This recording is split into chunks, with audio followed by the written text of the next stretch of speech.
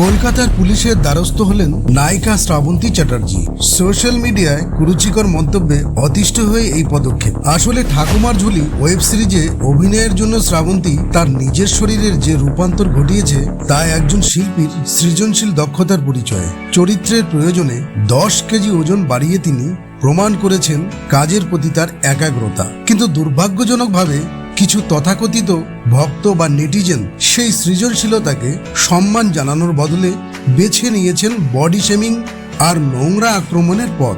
সৃজনশীলতা এই পরিশ্রম কি তবে কেবল কুরুচিকর মন্তব্যেরই খোরাক? সম্প্রতি একটি শোতে ডান্স করার পর থেকেই নেটিজেনদের একাংশ তার চেহারা নিয়ে বডি শেমিং এবং নোংরা কমেন্ট করতে শুরু করেন।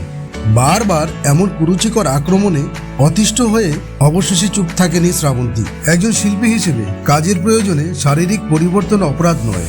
এই অশালীন আক্রমণের প্রতিবাদেই তিনি কলকাতা পুলিশের সাইবার ক্রাইম বিভাগে অভিযোগ দায়ের করেছেন। আপনারা কি মনে করেন একজন শিল্পীর চরিত্রের প্রয়োজনে চেহারা বদলানো নিয়ে এমন ট্রোল করা উচিত? কমেন্টে মতামত জানান।